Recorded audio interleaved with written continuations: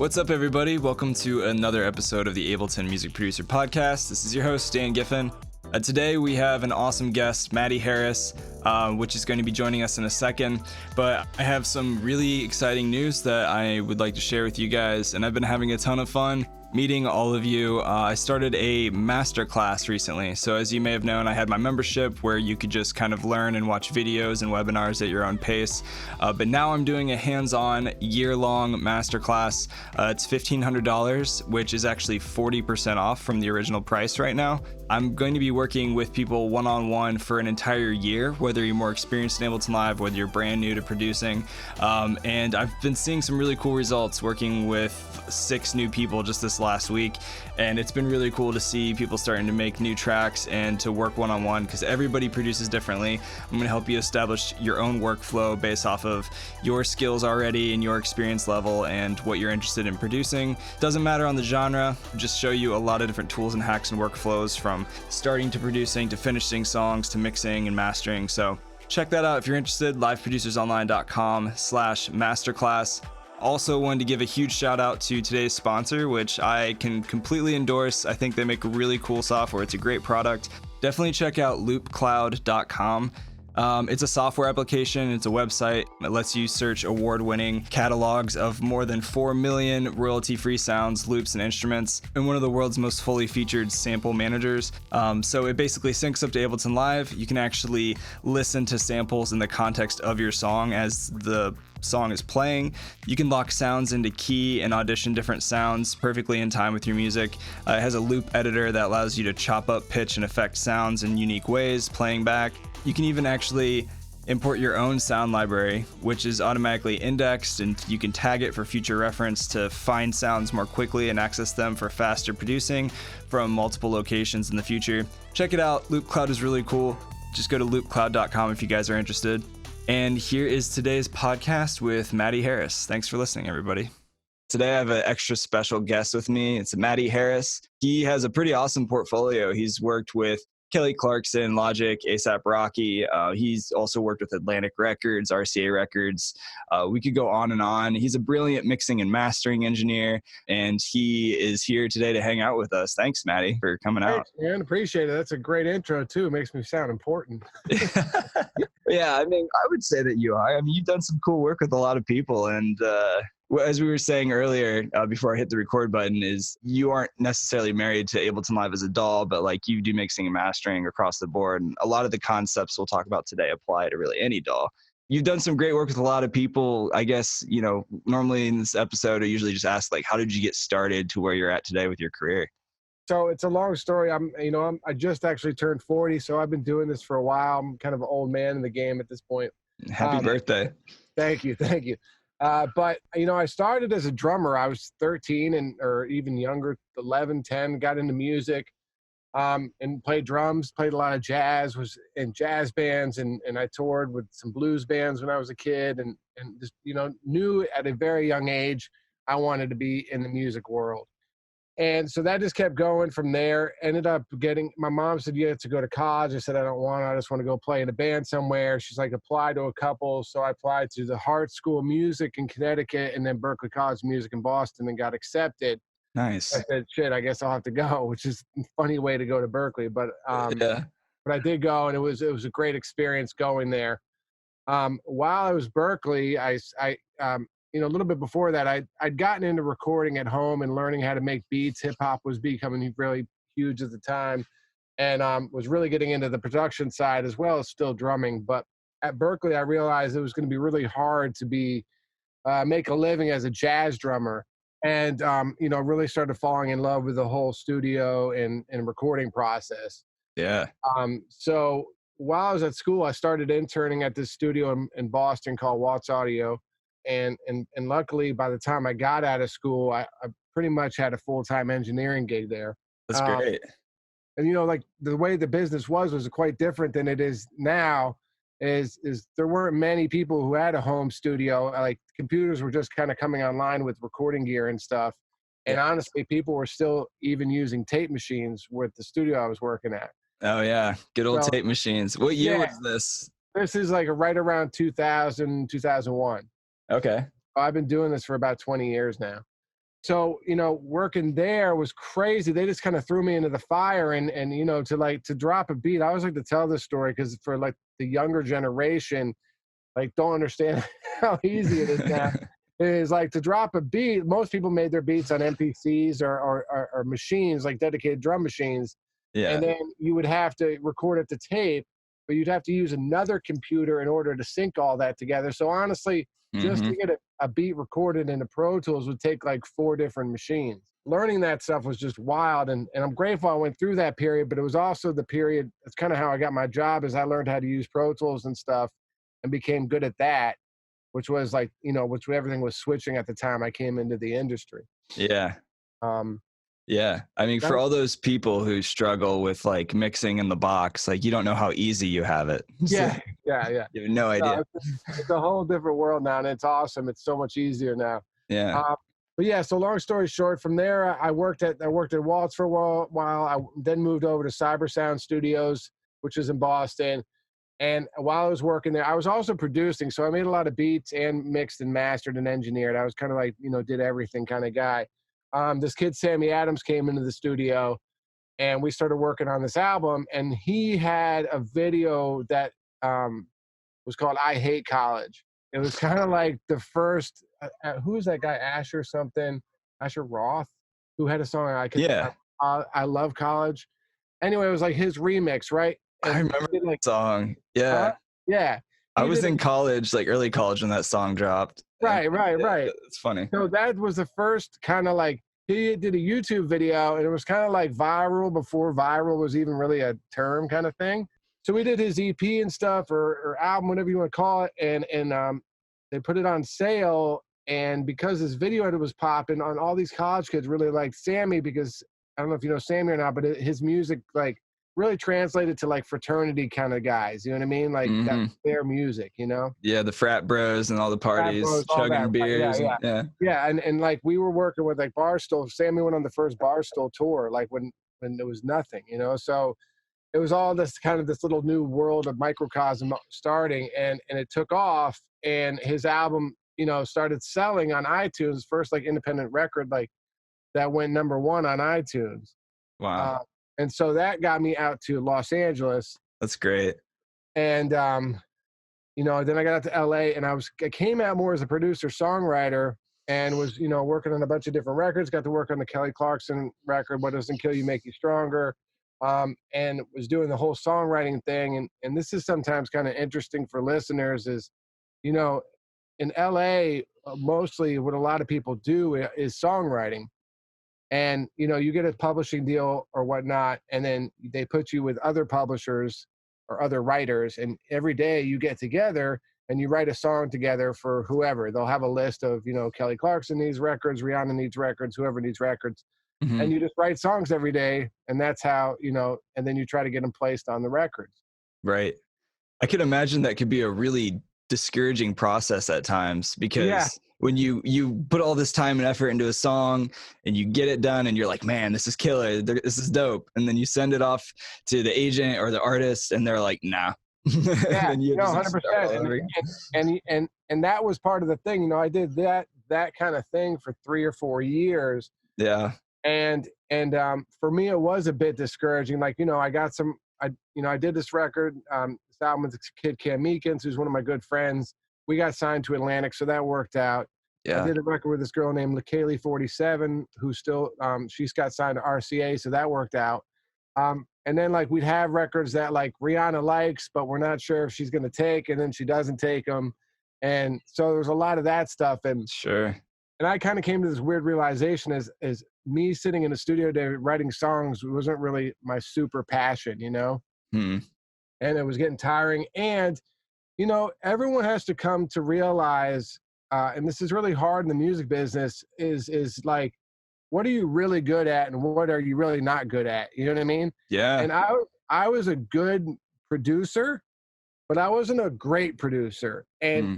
And to me, like, you know, you got to kind of like, there's such a weird thing of believing in yourself with that kind of stuff. And I just didn't Hmm. 100% like believe I had that, like, or wanted to be that, you know? Hmm. So I Yeah. was like, I got to find out, what I want. And I've always been an engineer mixer. And I was like, I'm just going to mix from now on. This is what I love to do. I love Hmm. doing a new song every day. And so from there, this was fucking 6, 7 years ago. And all Hmm. the studios were closed and everyone's recording at home, blah, blah, blah. Right. And so that's when I started my company, Mix and Master My Song, which is the online mixing and mastering company. And built a studio in my house, this really nice studio, had it tuned and everything, Sure. and prayed that this would all work because I have kids and stuff, right? Big leap of faith. Yeah, yeah. And so Yeah. luckily it worked, and I'm still working on a bunch of major label stuff, but I also get to work with a ton of independent artists, which I actually prefer working with over major label stuff, which is something you probably don't hear much people say. But Right. the label stuff just gets so annoying after a while with 60 people on an email about one song Hmm. that, like, I love just working with the artist or just the producer, and we just make the song the way we want it. Yeah. So Yeah. long story short, that's kind of like my journey in this business. That's a good journey. Like one saying that I hear a lot from my friends in LA and the industry down there is just kind of stay in your lane, because it's a very competitive industry to be in, especially with like whether you're mixing, mastering, songwriting, producing. There's Yep. a lot going on there. You found your passion with mixing and mastering, and that led you to mixandmastermysong.com, and it sounds like that's working out for you really well right now. So I hear a lot of people asking me a lot of different mixing questions from the website I teach and online. And in your own words, like, what would you define as the difference between mixing and mastering? Because they're two different things. Yeah, no, 100%. I mean, basically, to me, mixing is the bulk of the process, right? Hmm. So mixing, you take your different stems, kick, snare, hi-hats, music, synths, guitars, vocals, and you mix all those together and to hopefully sound like a really great song, right? And that can entail, EQing, compressing, saturation, adding reverb and delays on the vocals, all kinds of stuff like that to pull it all together, right? Hmm. Mastering to me is kind of like what I like to consider the icing on the cake, if you will. So you take your mix and you bounce it as a stereo file, right? Then you send it to your mastering engineer, and he's going to do the final tweaks, bring it to the loudness that it needs to be for whatever medium you're delivering it to, and if it needs a little more brightness or it's a little too much low end, which is usually the case with a lot of people mixing at home. They don't have a good representation of their low end. And for mastering, it's a lot of what I'm doing is shelving off low end, usually because they put too much on. Um, so, that's kind of the mastering of things. So, mastering is like broad strokes of a song, or mixing is like the fine details. Yeah. Yeah. I heard a really good analogy. Someone said that the song is like a car, and then mixing is like taking your car to the car wash. You're just kind of Right, cleaning up the car. And then mastering would be like waxing your car. It's like that right. nice polish afterwards where it just looks real pretty. But if Yep, you have like a rust bucket of a car that's like the bumper's falling off and you take it to the car wash, it's not going to make a difference. Like right, 100%. it's Now still a shitty car. that's Yeah. a great analogy. I actually Yeah. I use a car analogy a lot of times when people ask if they like should mix their own stuff, and I always say, well, do you always fix your own engine? So I'm Oh, like, that's good. you know what I mean? It's just Yeah. cool. And I think it's great to mix your own stuff. And I get a lot of good mixes nowadays where I just touch up the stuff and finish it. Yeah. But a lot of times it's like, well, yeah, I mean, like you can watch some videos and understand the principle, but you really got to practice it in order to really get it. You know what I mean? Yeah, totally, man. That's another good analogy. Uh, But you have like a history and some experience with producing as well and making beats, especially with like hip hop and pop. Would you say that coming from a songwriting producer background gave you an advantage moving into the full-time mixing and mastering realm? And how so? oh yeah, 100%. Well, I know notes and I know keys and stuff like that. So, for tuning vocals and such things like that, that gives me an advantage right there. Sure. Excuse me. The other one too is just, and this is a fine line, is being able to tell. A lot of people just add like everything in the kitchen sink in their song because you can, right? Yeah. But if you listen to a lot of records on the radio, it's like 4 instruments, and that's including drums. You know what I mean? Yeah. So, like arrangement stuff, a lot of times, like I'll take like someone's song if they got way too much stuff in it, and I'll actually mute things and send the mix back. And, you know, sometimes I take an L for doing that. And it's like, dude, you're like, what happened to my song? But a lot of times it's like, man, it sounds so much better without that fucking triangle piece playing through the chorus, you know? Like, yeah. So like, you know, that's something that is a blessing and a curse, because I'll be like, I could make this so much better. But at the same time, it's like, I'm the mixing guy. I consider mixing mastering almost more of a service industry, where I'm trying to make your song better and not be so much creative around it. So there's a fine line. Like, I like to, like, you know, change it enough that it makes it better, but also not take away what the artist intended or the producer intended when they made the song. You know what I mean? Sure. So, you know, there's a blessing and curse to coming from that production world, you know? Yeah, and in my experience, like mixing and mastering, because I do that as well, is, you know, it's very subjective. You know, you could have two different mastering engineers with the same experience, same amount of years doing it, and they're going to give you two different mixes. Like it's just how it is. Everybody has their own ear. It's just it's a very subjective thing.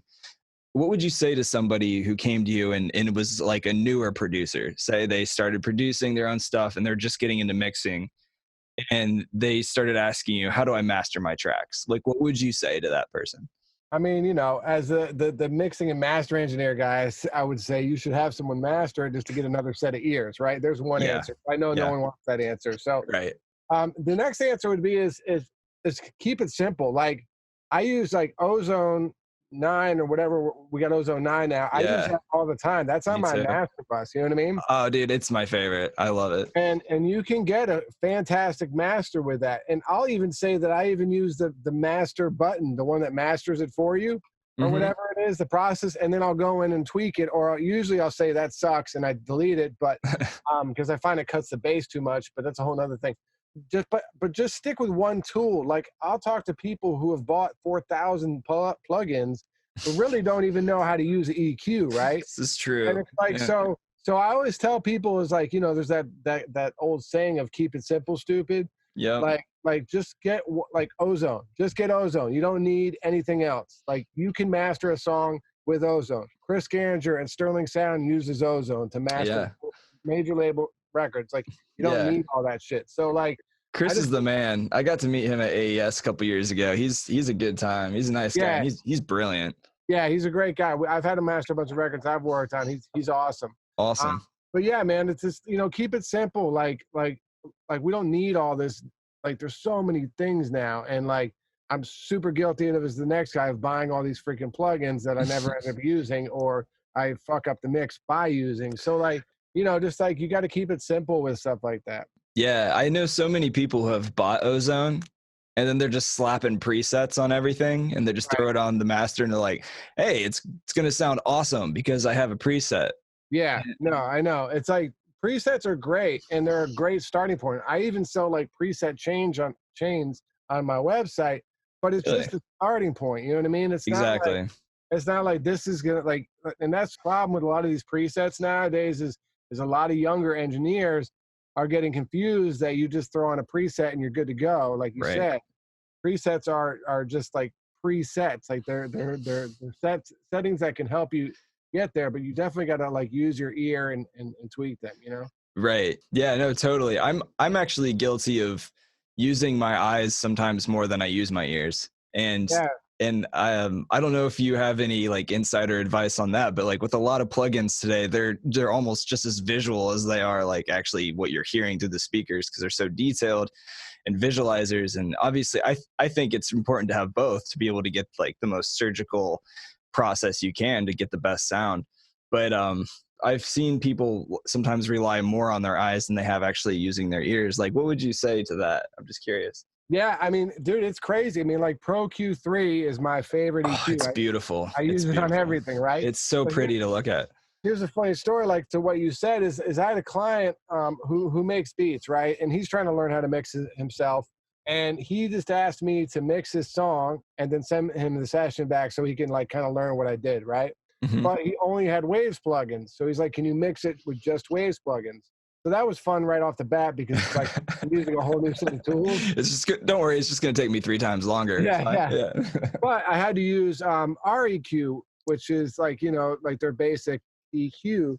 which I hadn't used in a long time. And I'd realized that when I do low cuts on vocals and stuff, I realized that like over the last couple of years of using Pro Q, I haven't been listening to my low cuts really. I just shave off around 60, 80 hertz. See, I look at the visual and keep it moving. And then I pulled up RQ. I'm like, oh shit, like I got to hear how much I'm shaving. It opened my eyes, man. And but yeah, it's true. It's part of the problem of being in front of a screen is you got to turn there's two senses working now, right?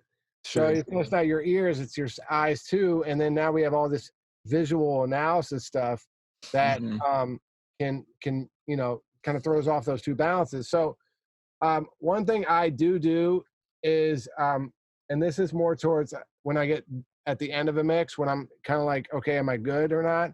I have two things. I have a set of speakers over in like the corner, I guess you could say, away from the screen.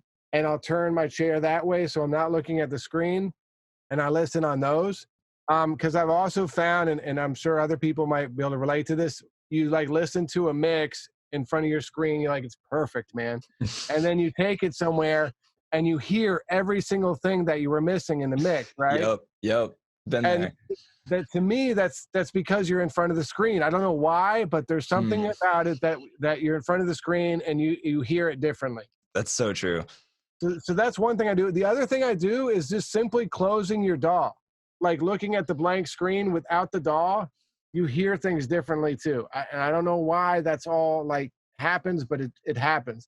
Yeah. It's like I can bounce a mix and then I close the DAW and just play the mix before I email it, just to make sure. And I'm like, wait a second, there's like 4 things I missed there. Sure. So I found just closing the DAW, like just hide the DAW, not closing it, play it from the DAW, hide the DAW, and just like, stare at your screen or whatever you're going to stare at. And I find you hear a lot of the stuff. So like, those are some ways I combat the eyes mixing as opposed to just the ears, Yeah, totally. No, and that's great. I know a couple other engineers and producers who talk about just turning off their screen and just like going out, making some coffee, coming back in with a fresh ear, literally just closing their eyes and listening and just changes your whole perspective. Yeah. Hey, real quick, just wanted to remind you guys to check out loopcloud.com if you haven't already. They were a very generous sponsor today, and I also love using their software to expand my libraries of sample and sounds when producing in Ableton Live. So there's some cool effects and features that you can do inside of their software, running inside of Live, or any DAW really. But check that out. It's pretty affordable, and I use it for producing. I think it's a great application. Check it out. Just go to loopcloud.com. And thanks for checking out today's podcast. Yeah, that's really good. That's good insight. So another thing, and I hear this from a lot of people, when does that transition happen from the point of I'm producing a song from scratch by myself, I'm going to be mixing it myself? What would you say to somebody who asked the question, where is that point when I'm switching over from producer to mixing in my creative process, working on a track from scratch? I don't know, man. I don't like, the lines have been so blurred nowadays. You know what I mean? Of what is what. I see mixing as a part of the creative process. So I don't know. I don't really know the answer to that. It's sometimes it's all one, sometimes it's not. You know what I mean? Yeah. Some producers are fantastic mixers, and some producers suck at mixing. Right. And it's hard to tell. So I mean, I always tell people like, because a lot of people will be like, okay, I did my beat, and they'll EQ and reverb and all this stuff, and then send me the stems completely dry. And I'm like, dude, what are you doing? You just took off half of your production. You know what I mean? Yeah, you made my job harder. Yeah, I say send me exactly how it was when you last played it. You know what I mean? Yeah. And then I can take down. So I'll usually tell people to send me stems wet and send me stems dry. So if I can change it or make it better, I can bring in their dry stem and switch it. But I like to start from where you left off, because anything someone does is valid, and there was a reason for it to make that song the way they heard it in their head, Mm-hmm. So, I mean, I think it's all kind of one process now. I mean, you can break them down into subgroups, but I mean, as soon as you put on an EQ, you're mixing, right? Yeah. Or are you filtering it to make it sound different? You know what I mean? You can say it 2 different ways, but it kind of feels like the same thing, Sure. Yeah, totally. I mean, it is a very subjective process, and everybody's ear is different, and that journey. My feeling for me personally, when I'm producing, I take the same approach as you. It's like anytime you're slapping a EQ on there, you're going into like either sound design or mix mode. And Right. if it sounds good, it sounds good. You know, like one of my favorite quotes is from a mixing engineer here in Indianapolis, where I'm at, is a good friend of mine, and he's worked on stuff with like Eminem and a lot of other producers and artists. And he says, like, if you're playing with something more than 3 times and you don't know what's up or down, you're in a good place. Just leave it alone. It probably sounds okay. Yeah. Yeah. you're just playing with it at that point. Yeah, it's like, but I mean, I thought that was good advice too. But so here's some comment and questions from producers I also hear, and I just kind of made a list, and I'd love to fire through them and get a little bit like nerdy and technical with you as far as like your process with some of these different topics. But it seems like low end and bass is a very common struggles, especially for a lot of bedroom producers or mixing engineers who work at home and have maybe a room that's too small. Like, why is that a problem? And what are some ways that you get around that, or you would encourage them to get around that with mixing? Yeah. So with bass, I mean, the physics of it is bass frequencies need a lot of room to move, right? Mm-hmm. Or go somewhere, right? So if you're in a small room, what happens with bass frequencies is they bounce off the back wall and then come back and bounce off the front wall and back and forth, right? Messes up the way you hear it. So the smaller the room, the worse your bass response is usually going to be, right? Mm-hmm. There are a couple of things that you can do to fix that. My room was treated. I have, 4-foot walls, it's like foam walls in the back of my room, but my bass is still not quite right because it's not. It's the room's still a little too small for like proper. I use it's called Trinov, which is like a freaking $5,000 room EQ hard computer, basically. Oh, wow. And What's that called again? called Trinov, Okay. and it Let's check fixes that up out. some anomalies in the room. And like I say, it's $5,000. I don't think everyone needs it. It's super expensive. If you're mixing every day, maybe it's worth it. If you're just, if you're not, then the other alternative that I suggest is Sonar Works, Yeah. which is only about $400 and works almost as well as the Trinov, except it doesn't align phase, which, if you're just producing and doing some light mixing, you don't have to worry too much about with your speakers being in phase. Mm-hmm. But I mean, I really suggest that. That's a great thing that can help, at least flatten your speakers a bit and take some of the room equation out. Right. Also, if you're in a bad room, check on headphones a lot. You know what I mean? There's a lot of high-end headphones now that can almost represent the same as a speaker. Sure. Uh, Yeah. Have you ever played with a sub pack? I haven't. I have a friend who uses Oh, one. I man. have. You got one? This is my baby right here. I love Is it this really that thing. cool? I've never Oh, tried it. oh man, it's so fun. It's the best back massage you'll ever have in your life.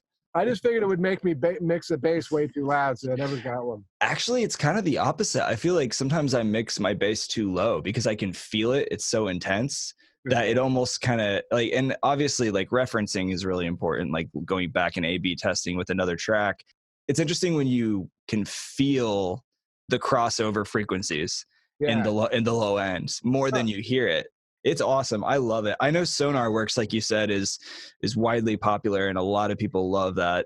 But Subpack's even a little bit cheaper, but it's just fun to listen to music on too, because you can Yeah. just your whole chair is just like vibrating. Everyone keeps talking about it, but I've been like, I don't know. It sounds gimmicky to me. But No, man, I'm telling you, I love it. I know. A lot of people swear by them, so maybe I should try it out. Yeah, you hit them up. Maybe they'll sponsor you or something. Yeah. Get a free one. Free stuff's nice sometimes, isn't it? Yeah, of course, 100%.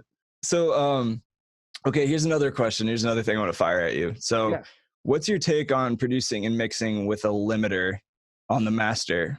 Like, I know this is like a debated topic. If you go to Reddit or wherever else, people are like going back and forth, like, don't mix with a limiter, don't produce with a limiter before the song's done. Some people are like, no, you should definitely do it. Other people are like, you're messing with the dynamic range. Like, what's your thought process on that? Yeah, so this is this is something that's changed for me in the last year. I got a chance to go study with Dave Pensada. Oh wow, that's awesome. Yeah, and Jason Joshua over in France.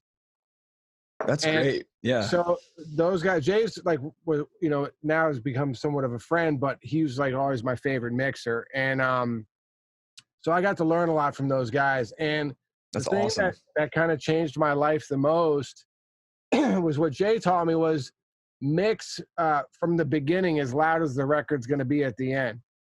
So Hmm. what I'm saying by that is now I do. So I used to do, my mix and then get it louder at the end with the limiter and all that stuff, right? That was my Same. philosophy for years.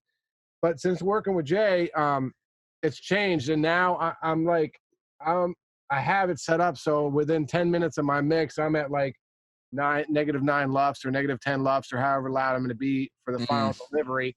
Because, and this makes sense once you say it, is like it's better to mix through the limiter, hitting the thing 3 dB or whatever, so you can hear what your mix is going to sound like at the end. You know what I mean? hmm. So like, because what happens and what would happen sometimes is you'd make this mix and man, the kicks are slamming, everything sounds dope. And then you put the limiter on and night, there goes the kicks, there goes the snare, there goes all the transients you ever put into the thing, right? Yeah. So if you're not mixing with a limiter, you don't know what your transients are going to sound like. And Hmm. transients are, and this is also learning from Jay, transients are almost the most important part of your mix because that's what hits and attacks and makes the song sound exciting. Right. So yeah. So long story short, now I do mix with a limiter right at the beginning. Okay. I'm hitting it 3 to 4 dB, Interesting. and yeah, that's that. I mean, I'm going through my mastering chain and everything right at the beginning of my mix. So Yeah, I've done both, and I totally agree with you. Like I now just with when I'm opening up a new project with Ableton, I have a limiter already on the master loaded up, yeah, and you're right. You're totally right because I was taught a long time ago from a mastering engineer, don't mix with a limiter because you're messing with your dynamic range. But then I would find towards the end, I'd smack it with a limiter to bounce it and listen to it in my car or when I was at the gym or whatever, and it would just sound way different and all these nuances would come out and frequencies would spike that I didn't hear before. And so yeah, like I totally mix with a limiter now, so yeah. I'm happy to hear you say that. It makes me feel good. Yeah, no, I mean that was game changing for me because I'd always have these amazing mixes, and then I'd spend a hour battling trying to get my loudness without destroying my mix. And I'm like, how do I Hmm. get how do you do this? But now and that's the way most of the guys. Manny mixes super loud. Manny Marquin, who's one of the bigger mixers out here, Hmm. this mix is coming to the mastering slammed, and it's like that's the thing. It's like you got to mix with the end in mind. So and a lot of that is the loudness of your record. Sure. So Yeah. It makes a lot of sense, man. It makes a lot of sense. yeah, yeah. So when while we're talking about limiters and mastering and all that good stuff, what is your ideal LUFS? Like your LUFS as far as loudness when you're Yeah. calling a song done? Like for you, what is like a good range maybe for a certain genre, and then like what's just too loud? What's just stupid? Yeah, it's weird, man. It's right now it's kind of a wild west with all that Yeah. because you have streaming, which is almost all the streaming platforms are now turning things down, right? Mhm. Except SoundCloud, which is like the odd man out, where it's still like just whatever. But the LUFS thing's weird too. You got to be careful with that because your LUFS could be the same as another record's LUFS, and the other record could sound way louder because of the mid range. So Mm. LUFS are a good guide, but I still think if you're trying to get your song to compete with another song, A Bean is the best solution. Mhm. But long story short, I still do look at it, and I'm usually right around -9 lately. I used to Okay. be -8.5, -8. I'm starting to slowly get softer until my clients say that's too soft Okay. because I'd rather be able to keep more dynamics if I can with all the streaming stuff. Right. Right. So yeah, I've been hitting more -9 than -8.5.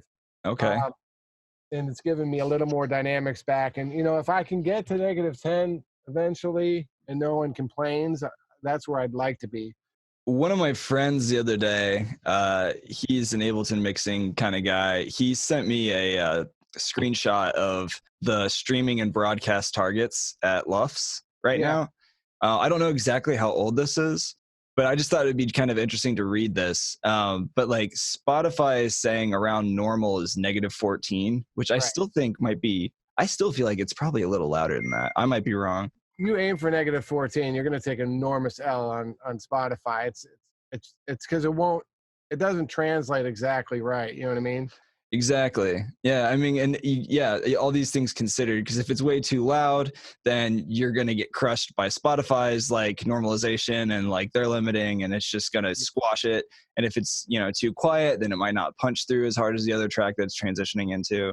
And Spotify is different than the others too. So Spotify's got an actual algorithm, and the LUFS is more based around your mid-range. That's why I mentioned the mid-range, because now a lot of people are mixing with the mid-range in mind, because that's what triggers the Spotify algorithm. Yeah. Your LUFS could be -2 in your low end, and it will go through no problem. But so you got to be careful with the mid-range of Spotify. Apple and Tidal just turn the shit down. So Spotify is a whole different beast, where it's actually an algorithm. Interesting. Yeah. So I didn't know that. This is why we have podcasts, so we can learn these things. Exactly, yeah. This is great. But it said, I'm just going to read this. I thought it was interesting. YouTube, it says 13, Apple Music 16, Tidal, it says 14. And then, I just thought that was interesting. I just wanted to read that for anybody listening. But but that's interesting what you said as far as the different ways that it's measuring that.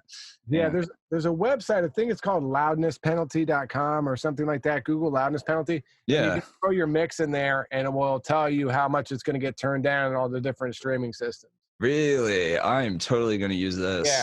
But don't, like I said, just use that as reference, because just because it says like it's going to be turned down -6, LUFS or whatever, doesn't mean you shouldn't send it hotter. You know what I mean? Because it's still like a little bit, it's just a reference, Sure. Yeah, that makes total sense. What I do suggest people do, and this is what I do, I use Tidal, but you can do this on Spotify too, is turn off the loudness. So all of them have these things where it actually turns it down, right? But you can turn off the loudness, what do you call it? Turn down? the loudness reducer. I don't know what to call it. You can turn that off on your Spotify or Tidal. Oh yeah. Yep. I think it calls it normalization. Normalization. Yeah. God, I blew my mind. Yeah, no, you're fine. And that way you can hear the way the record was mastered, right? Sure. And so just keep an eye on that to see where all the records coming out right now are being sent level wise, right? Yeah. So. And everything's still probably right around where I was saying 8.59. The mastering hasn't really changed, because keep in mind too is we're used to that limited sound. So if you send this super dynamic record that hasn't been limited at all, it's going to sound super different, Mm-hmm.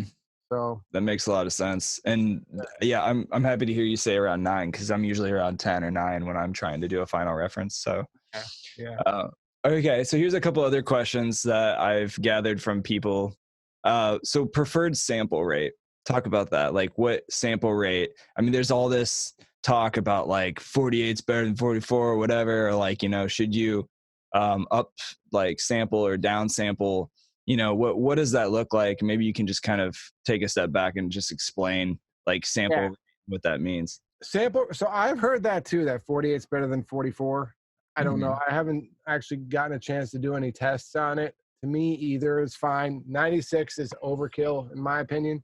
However, for mastering, it might not be. I have done some tests with 96K. What I do is, I'm all in the box mixing, but I still master using analog gear. Okay. I have done is I've upsampled songs, so I've gotten songs that are just ready for mastering, right? And say they're at 44.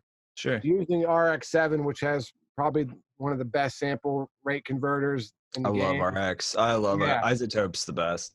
Right. Their sample rate converter is really good. So I have upsampled it to 96 in there, brought it into the session, mastered the song at 96, then exported it, and then downsampled it in RX7 back to 44, 24, whatever the client wants. Wait, just to clarify, so you went from 44 to 96? Yeah, just on the stereo bounce, right? The stereo mix. Interesting. And I might be wrong. I'm actually just asking out of my own personal curiosity, but I've always heard that like it should usually be double. So like if it was 48, it would be 96, or if it was 44, then go to 88. Yeah, that's another theory. I just went to 96 just because I thought it would sound better. Because why not? Yeah, yeah. Okay. But Yeah. I've heard that theory too, and like I said, I'm not an expert at the math with sample rate stuff, so I might not be the exact one to ask. But just by ears wise, it was interesting because I bounced it, I upsampled it, ran it through my mastering, and then exported it, and then downsampled it, and then I did another where I just did the same mastering settings on the song, same mastering settings at 44, the way it came in, and then exported at 44. The 96 one sounded a little bit better. It was Interesting. It was a little clearer, a little wider, a little brighter. Was it enough to do it all the time? I don't know, but it did sound a little bit better. Okay. But I don't suggest recording and all that stuff, making your beats at 96K or 80, even 88. It doesn't make that big a difference, A, and B, you're going to get jammed up when you start mixing because even I have iMac Pro and I can't really do big mixes at 96. You know what I mean? Your computer's going to start crying, and then you're just going to get frustrated, and then it's going to kill your vibe of the workflow, and you're going to be less inspired. Yeah. I think doing 48's cool, but 32 bits is where you got to be at. Don't do 16 or 24. I mean, 24 is fine, but 32 is even better because then you can control distortion a lot easier. So definitely, I recommend being at 32 bits more than I care about what sample rate you're at. Yeah, no, definitely. That's going to give you more of a dynamic range to work with as well. Right. For sure. Good stuff. As far as loudness metering tools, we talked a little bit about RX and Isotope. Do you have any other favorite loudness metering tools you use for mastering? Yeah, I use the maybe I can show it. I can't see where I'm at, but I use this TC Electronics Clarity screen thing. Okay. You see it? I don't know if you can see it. I don't see it, but I trust you that it's there. It's this TC Clarity. It's actually pretty cool. It's a little box, and then it's so it's good. It's its own metering screen, and then it has a plug-in you put on your master chain. Ooh, this is pretty. I'm Googling it right now. Right, and it connects with it, and so that's my main tool for that stuff. Okay. Before that, I use the BX meter, which is the Brainworks meter, which is also actually really good too, and that's only like a lot cheaper than the TC one if you're on a budget or whatnot. Yeah, I could see on Sweetwater, and for $448, you could own one. Yeah, they're not cheap, and I got them when they were actually more expensive. So yeah, but in the analog domain, I assume you're running that out of, say, like your interface or something into this thing. Is that how it works? It's actually, so the way it communicates is a plugin. So there's a plugin on your master chain. Oh. And then it's connected to your computer via USB. Okay. So it reads whatever the master's got. That's cool. I like that a lot, actually. It's super cool, man. I love it. It's one of my favorite little tools that I've gotten through the years. That's brilliant, because for people who maybe don't have as many outputs on their interface, this kind of solves that. You just plug in USB. Yeah. And then you don't have to, and then you don't need, another screen on your computer. Yeah. Or have, some loudness meter. I shouldn't have asked you to be on this podcast, because now I'm going to go spend a bunch of money on all this. It's like, no, I'm just kidding. But yeah, no, that's cool, man. This is great. I'm going to check this out, because I've been looking into like VU meters and other things. And no, that thing's super cool. And it's got, correlation stuff. I mean, it has everything. I love this. I love that. So do you use this as like an alternative to like Isotope Insight? Yeah, exactly. Yeah, that's what I'm using it as an alternative as. Okay. And I'm just curious, like, why would you use this instead of Insight? Like, is there any? Honestly, I liked it because I was on a separate screen. It was on its own thing. Gotcha. And some of those Insight plugins and metering plugins can take up a good amount of CPU power. Mm-hmm. So that was another reason. It was something else I could offload off the computer. Okay. And because the plugin doesn't take any CPU, all the processing's done over there. So it's just reading, whatever levels you're at. Yeah. I just liked having it on a different screen, and it's got like an analyzer on it and a few other things that you can click through, and the phase meter, which I use a lot too. Yeah, I see that phase meter looks nice. Yeah. This is a sexy looking piece of gear. I like it. Because a lot of times if you're listening to something, like I'll have something soloed, and it's like the kick or something, I'm like, is that actually got some stereo information on it? I can look over really quick, see that it does or doesn't. Yeah. I mean, stereo widening and imaging Yeah. is something that's super important. I feel like a lot of people maybe just kind of overlook at times, just looking Yeah. at loudness. Yeah. Um, so here's another question, kind of going down the mastering rabbit hole. Do you treat your stems for live performance different than, say, a stereo master for digital distribution? And I'm asking this because obviously a lot of the listeners here are using Ableton Live. Yep. Ableton Live is used for live performance. A lot of people just produce and for live. So, I mean, when somebody's sending you their stems, you mix it, you master it, and is there a different, like, is there anything you do differently to treat the stems to send them the stems so they have control to import that, say, into Ableton Live to perform with? Well, yeah, the stems. So that's always such a big pain in the ass for me. Um, the stems don't usually go through the mastering. I might put a little bit of limiter on them just so they're a little bit louder. Hmm. But because I'm analog mastering, and because when you solo things, it throws off the master bus compression if you're using any, and the limiter, it's kind of hard to get the same leveled stems, right? And Sure. not to mention, if you give them a little bit of headroom for their live performance stems, it's usually a good thing because they can turn things up on their end. Right. So that's the main difference is the stems might not be quite mastered, Hmm. um, but other than that, they should be pretty close to the same. And if they sound good, they sound good. It doesn't Yeah, matter how exactly. I loud mean, they really are at that point. 4 dB extra is not going to change the Yeah. game. So basically, you just kind of back off the limiter and you don't run it through the master channel. Maybe just Yeah, kind of let I'll them. actually usually leave the limiter on because my analog chain actually adds quite a few dB. So you're gonna lose volume there. So the limiter is fine just to leave on. So I'll just basically just take I have my mastering chain as an insert on my master bus. Okay. So I just turn it off and start bouncing stems. So nothing's really going through that master then. Exactly. Yeah. Okay. Yeah. Okay. That's good. That's good to know. I'm sure there's people I listening wish right there now was that a are, better way, but depending on what program you're in, it's easier. Ableton's actually great at exporting stems. yeah. It freaking sucks at exporting stems. All right. I, Another win for Ableton. All right. yeah, I Yeah. mix in Studio One a lot, and that's really easy to export stems. But Okay. Yeah. And with Ableton Live 10, they added an extra feature that you can turn on, say, include return tracks and master effects. So yeah, you can really quickly have more flexibility as far as like how you route and bounce stems through the master and return tracks or not.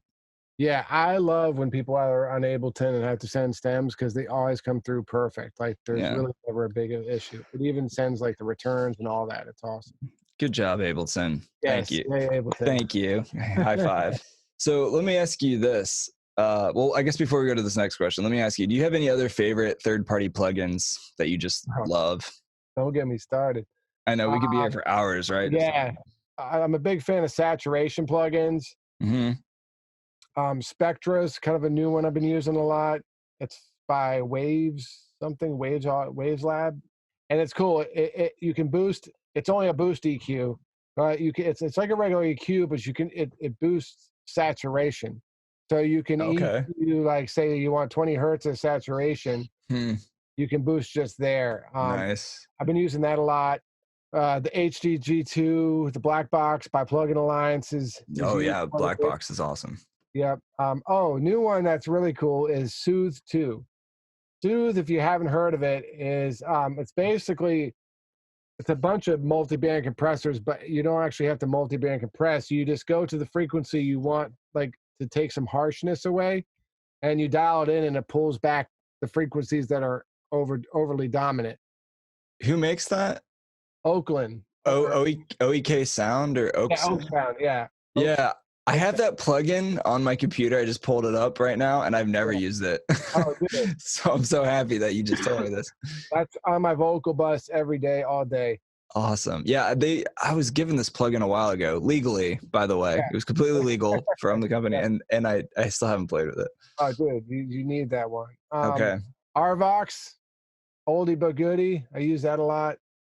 It's Okay. still one of the better vocal compressors in my opinion.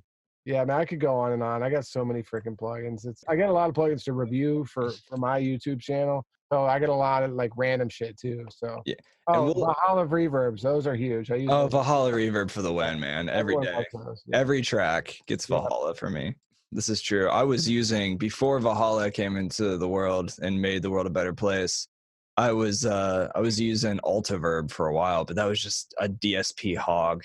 It was just, yeah. That one's you know, tough, and yeah, you can't like you can change things, but not a whole lot with it. So I never right. got into that one too much. Yeah. Valhalla is just simple. It looks pretty, gets the Yeah. job done. Yep. Um, yeah, no, there's a lot of plugins out there. We could literally go on for hours, like I Yeah. No, said, but I just got really plug-in junkie. yeah. And to be honest, like, I mean, with Ableton, there's so many amazing stock plugins that they've even updated, and like just even the saturator plugin is I Yeah. use that on everything. It sounds great. Like you can't go wrong, and it's gonna save your computer from working extra hard. And but yeah, I mean, what advice would you have for independent artists that are wanting to pursue a full-time mixing mastering career? Um, I I always say like, I mean, you just got it. Like the way it works is you got to have some sort of credit, right, or some sort of like something to show for yourself. And I say just mix for free until you don't have to. You know what I Hmm. mean? Hmm. And I know, like, that's gonna suck. Like, and that's another thing Jay taught me. Like, Jay still mixes records for free. Jason Joshua, the biggest mixer in the game, mixes records for free. He does that because he believes in people. You know what I mean? Hmm. And then it turns into Yeah, like smash records. that's cool. So, Jay's in a little different place where most of the people that might be asking for free records are probably amazing artists already. But Yeah. um, it's like fine. Like he always says, how is he always saying? Find your boat or find your vessel. That's it. Find your vessel. So as a mixer, find your vessel. So find artists that you think are super dope and maybe not big yet, but they're super dope, and be like, I want to mix your shit for free. And Yeah. then you mix their stuff for free, and if they pop, guess what? You pop. I mean, look Yeah. at Alex Toomey is a great example of that, right? Hmm. We started working with Thug before he was Thug. Now Alex is mixing records every day, right? Hmm. So it's like find your vessel, find people that you think are dope, and work with them for free until they get on. You know what I mean? Yeah. So that's what I say. I mean, there's a couple guys that I love that I do shit like either cheap or free. You know what I mean? Like, and that like kind of and there's a way too sometimes, man. And it's weird because like once you do this for a living, music it changes a little bit the way the music is. Like, there's everything you got to get paid for, right? Yeah, it's nice to Sometimes pay bills. yeah. But sometimes just doing a record for free is the funnest record because there's no like expectation of like, oh, I'm not going to get paid if he sucks. You know what I mean? Like, Yeah, just have that's true. fun. So like, you guys are like, I have to, especially because I've been doing this for 20 years, remember why I got into this and why I love doing it. Because this shit is fun, man. Like, Yeah, yeah. No, it's cool. Like mastering, you're that like final little polish on the track. Like you get the final say of how it really sounds. Yeah, 100%. You know? It's fun, man. So yeah, man, find your vessel and work for free until you don't have to. Yeah, that's good advice, man. That's good advice. I was listening to a podcast you did a while ago, and one of the things you were talking about is just you were just on your grind constantly, just hitting people up like on social media or whatever, finding really talented artists that maybe didn't blow up yet, but you like were like, wow, I love the sound. Contacting those people. So that's another part of it. Like I mean, that's how like I worked with that artist I mentioned, LaKaylee 47, who's she's doing well, and she's on RCA now. I did her whole mixtape. I produced it with her, mixed it, all of that for free. wow, she got a great deal. And awesome. but then I got paid. I got paid when she signed. Don't always like. I mean, you guys got to be careful. You're not working with a dude that sucks, but like because he's not ever going to get paid. But like find someone. I mean, you believe in, like you really believe in, and that will help him grow or her grow, and that will help you grow. So.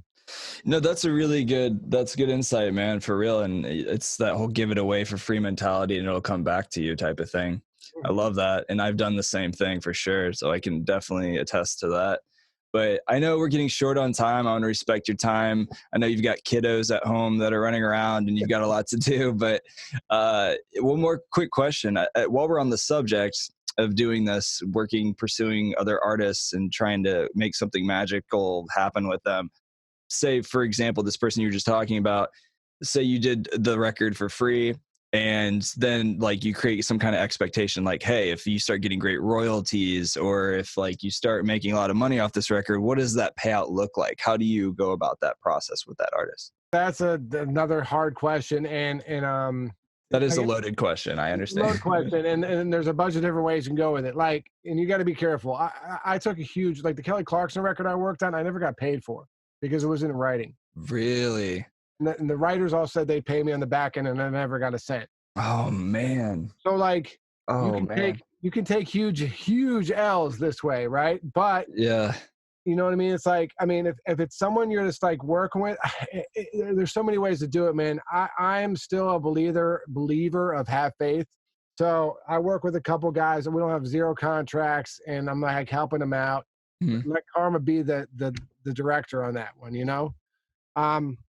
And I'm probably way too lax about it because I already make enough money to make a living, take care of my family. So I'm not that concerned about money. You're in a different boat than people just getting started. If you're like freaking, I mean, I've been there. I've slept on my friend's floor since living in LA. Like I've been there. So I think if you're helping someone out, just be like, dude, look, I'm down to mix all this stuff for free. I'm down to ride with you till the end of time. But like, if we get signed, dude, like, you know, can we come to some sort of understanding that I'm coming for the ride, at least come for the ride, or going to get a point or something, and just talk about it. I mean, you know what I mean? Like, and if you can, and I did get some stuff I've worked on in writing, and I'm still getting checks from, and so that's a good thing. If you can get it in writing, you know what I mean?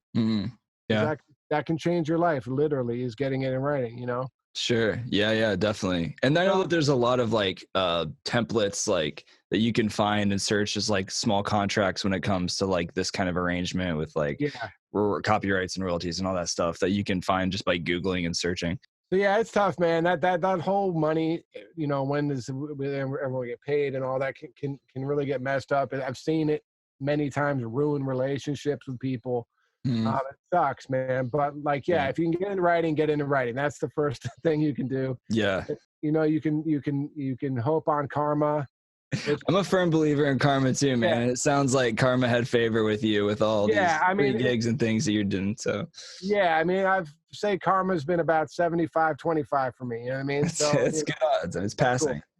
Cool. Well, Matty Harris, everybody, thank you for joining the podcast. Like, it's good seeing you and hanging out, and like, there's a lot of good stuff for the listeners to chew on when it comes to mixing and mastering that you shared with us. And thanks, maybe we'll definitely have you back on the podcast another day down the road and see what other awesome artists you've worked with. But yeah, man, appreciate your time. Thank you for coming out. I'll be dropping links in the show notes. So wherever you guys are listening right now, check out the YouTube channel with Matty Harris, and check out mixandmastermysong.com, right?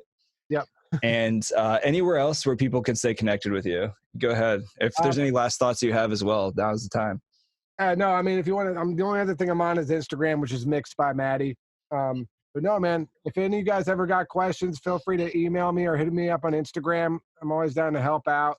I might not answer you within a week, but I'll definitely answer at some point. But yeah, man, you know, I just think, you know, all of us doing our part, helping the next guy up, is a big deal. You know, like I got to go and start in the business where there was people ahead of me that actually taught me in the room that I got to sit in.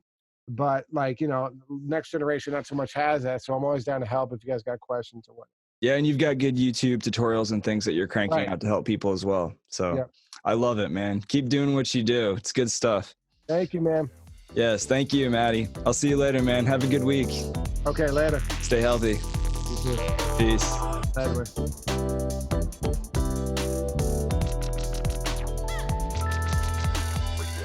Thanks for checking out the podcast, everybody. Much love to all of you. Wash those hands, stay healthy and safe, and I'll see you next time. Also, don't forget to check out my masterclass if you guys are interested in producing, regardless of your experience level, whether you're new or have a couple years working in Ableton Live. I would love to help you release more tracks, develop your workflow, develop your mixing skills. And now is the cheapest time. It's 40% off for $1,500. I will be yours for 12 months, and we can work together to reach your goals, and we'll set up a monthly goal plan for you and help you reach those over the course of the next year. So check that out, liveproducersonline.com/masterclass, and I will see you guys next time. Peace out.